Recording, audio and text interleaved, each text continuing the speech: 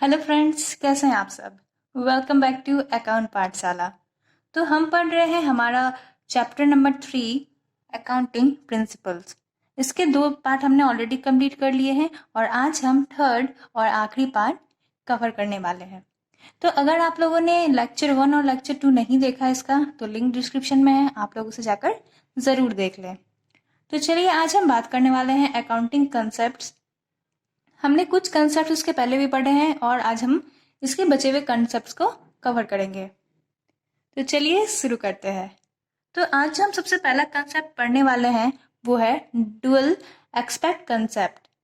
इसके अकॉर्डिंग क्या होता है कि कोई भी ट्रांजैक्शन है उसके 2 इफेक्ट होते हैं, डुअल इफेक्ट होते हैं। तो अकाउंटेंट को जो है वो दोनों एक्सपेक्ट रिकॉर्ड करने होते हैं। According to this concept, every financial transaction has dual effect. First, the receiving of a benefit and giving of a benefit, and an accountant should record both aspects. For example, जैसे देखिए कोई भी transaction हमने किया, means अगर हमने कोई car बेचा, ठीक है, अगर हम कार बेच रहे हैं तो उसमें 2 चीज़ें हो रही हैं। एक, हम कार बेच रहे हैं तो कार हमारा जा रहा है ना, बायर के पास, और उसके रिटर्न में हमें कुछ तो मिलेगा ना, उसके रिटर्न में हमें पैसे मिल रहे हैं। तो वो क्या हो गया, पैसा हमारा आ रहा है और कार क्या हो रहा है, जा रहा है। तो कितने एक्सपेक्ट हो गए, 2 एक्सपेक्ट हो गए इस ट्रांजैक्शन के।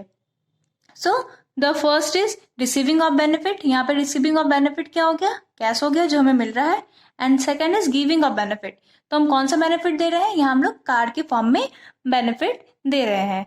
तो अकाउंटेंट जो है उसको वो दोनों एक्सपेक्ट रिकॉर्ड करने होते हैं कि आप क्या रिसीव कर रहे हो और आप क्या गिव कर रहे हो। Okay, I hope it would be clear to you. चलिए, तो अब हम बात करते हैं सेकंड कंसेप्ट के बारे में, रेवेन्यू रिकॉग्नाइजेशन कंसेप्ट। तो revenue should be recognised when it is realised. Revenue जो है हमारा उसे तभी रिकॉग्नाइज कर सकते हैं हम जब वो रियलाइज हो। इससे क्या मतलब है, इससे ये मतलब है कि रेवेन्यू जब तभी रिकॉग्नाइज होता है जब वो एक्चुअल में रियलाइज हो। इट मीन्स फॉर एग्जाम्पल, अगर आपने कोई गुड्स बायर को बेचा, ठीक है, तो जब आप बायर को गुड्स डिलीवर कर दोगे तभी वो एलिजिबल होगा, आपको पे करेगा, है ना। कि जब तक उसे आप सामान दोगे नहीं तो वो आपको पैसा कैसे देगा, वो लिएबल होगा नहीं पे करने को। तो अगर मान लो कि सिर्फ उसने ऑर्डर किया, ठीक है, तो उस टाइम आप उस रेवेन्यू को रिकॉग्नाइज्ड नहीं बोल सकते, क्योंकि जब तक आप कंफर्म नहीं होगे कि आपको रेवेन्यू मिलने वाला है तब तक उसे हम रेवेन्यू रियलाइज्ड नहीं कहेंगे, है ना। तो अगर आपने सप्लाई कर दिया है गुड्स को बायर को, तो वो क्या होगा, वो लिएबल हो जाएगा आपको पे करने के लिए। तो उस टाइम क्या होगा, हमारा रेवेन्यू रिकॉग्नाइज हो जाएगा। तो हम इस कंसेप्ट के अंदर हम लोग यही समझते हैं कि revenue should be recognise when it is realised. Okay, it helps in ascertaining the amount. तो इससे क्या है, मदद होता है हमें अमाउंट पता चलता है कि हमें कितना रेवेन्यू मिलने वाला है, and the time of recognising the revenue from business activities, और किस टाइम हम लोग बिजनेस एक्टिविटी में रेवेन्यू को रिकॉग्नाइज करेंगे। तो किस टाइम से हमारा मतलब है कि ये नहीं कि जब ऑर्डर हुआ आप तभी रेवेन्यू को रिकॉग्नाइज कर दो, नहीं, क्योंकि तभी कंफर्म नहीं है। जब आप गुड डिलीवर कर लिए तब वो क्या हो जाएगा, रिकॉग्नाइज हो जाएगा। तो ये एक एग्जाम्पल था जिससे मैंने आपको समझाने की कोशिश की है। चलिए, अब हम आते हैं अपने नेक्स्ट कंसेप्ट पे, एक्यूरियल कंसेप्ट। अब इस कंसेप्ट में क्या होता है, the accrual concept recognises revenue when it is earned rather than when it is collected। तो एक्यूरेट कंसेप्ट और रेवेन्यू रिकॉग्नाइजेशन कंसेप्ट आपस में इंटर रिलेटेड है। तो एक्यूरेट कंसेप्ट में होता क्या है कि आप रेवेन्यू को तभी रिकॉग्नाइज करोगे जब वो अर्न होता है, ये नहीं कि जब वो कलेक्ट होता है। And recognises expense when assets और benefits are used rather than they are paid for। So for example मैं आपको बताती हूँ, जैसे मान लो जिस ईयर का रेवेन्यू है आपको उस ईयर में ही रिकॉर्ड करना है, चाहे आपको वो कब मिल रहा है उससे मतलब नहीं है। जैसे कि इलेक्ट्रिसिटी बिल मान लीजिए आपका दिसंबर का है लेकिन आपको नेक्स्ट ईयर जनवरी में उसका पेमेंट मिल रहा है, तो वो जनवरी का रेवेन्यू तो है नहीं, आप उसे जनवरी में नोट नहीं करोगे, आप उसे कब करोगे, दिसंबर में ही करोगे। तो इससे यही मतलब है कि वो कब कलेक्ट हो रहा है आपको उससे मतलब नहीं होना चाहिए, वो कब अर्न हुआ आपको उस टाइम उस ईयर में ही उसको नोट करना है। इसके हेल्प से क्या होता है, ईयर का जो एक्चुअल प्रॉफिट एंड लॉस है वो पता लगता है हमें। और जो भी एक्सपेंस आपने किए हैं उसमें भी सेम केस है, आपने एक्सपेंस जिस ईयर का है आपको उस ईयर में ही करना है। आप पेमेंट कब कर रहे हो उससे मतलब नहीं है। मान लीजिए आपने उधार में सामान खरीद लिया, ठीक है, लेकिन आपको पेमेंट तो करना है। आप मान लो पेमेंट अगले साल कर रहे हो, लेकिन वो तो एक्सपेंस आपका दिसंबर का ही है, आप जनवरी में पेमेंट कर रहे हो, उससे मतलब नहीं है।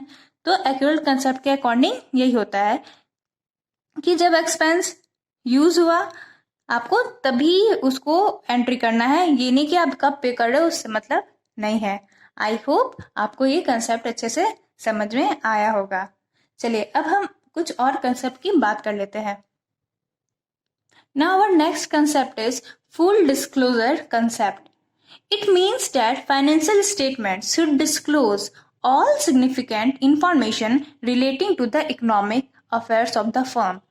जैसे नाम से क्लियर है, फुल डिस्क्लोजर मीन्स आपको पूरा का पूरा विवरण देना पड़ेगा, पूरा चीज आपको डिस्क्लोज करना पड़ेगा। जितनी भी इंपॉर्टेंट इंफॉर्मेशन है related to economic affairs of the firm, आपको सारा कुछ फाइनेंशियल स्टेटमेंट में आपको सब कुछ डिक्लेयर करना होगा।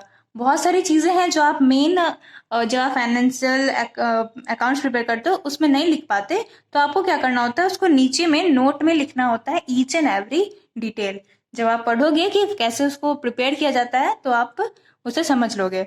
लेकिन अभी के लिए फुल डिस्क्लोजर कंसेप्ट के अकॉर्डिंग मीन्स आपको जितनी भी इंफॉर्मेशन है, जितनी भी सिग्निफिकेंट इंपॉर्टेंट इंफॉर्मेशन है, आपको सारे के सारे डिस्क्लोज करने होते हैं।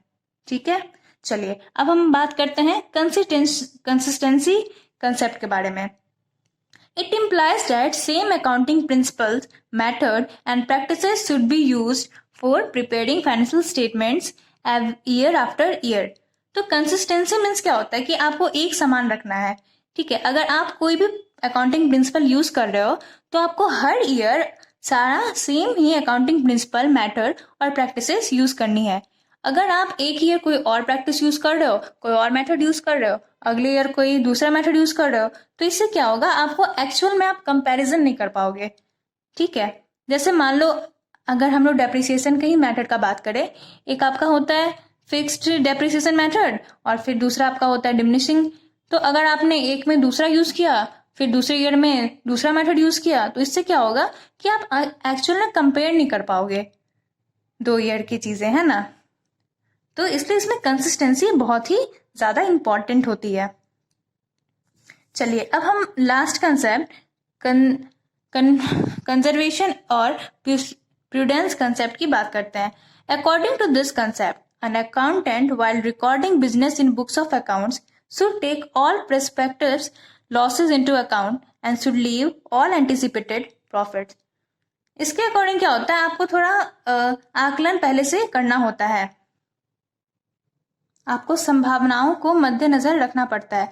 जब भी आप अकाउंटेंट जब रिकॉर्ड करता है बुक्स ऑफ अकाउंट में कुछ भी, तो उसको जो लॉसेस हो सकती हैं उसको भी ध्यान में रखना होता है, और जो प्रॉफिट हो सकती हैं, जो प्रॉफिट की जो श्योर नहीं है जो प्रॉफिट, उसको क्या करना पड़ता है, छोड़ना पड़ता है, ताकि आप बिजनेस में उस हिसाब से इन्वेस्ट करो, उस हिसाब से ही आप अपने ओपिनियंस बनाओ। ठीक है, तो यही हो गया हमारा प्रूडेंस कंसेप्ट और कंजर्वेटिव कंसेप्ट।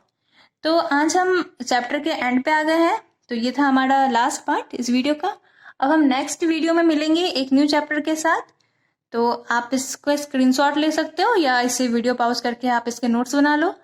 सो अगर आपको सेशन पसंद आया है तो आप वीडियो को ज़रूर लाइक करें और शेयर करें, और आपको बाकी चैप्टर्स के भी लिंक डिस्क्रिप्शन में मिल जाएंगे। Thank you and have a nice day.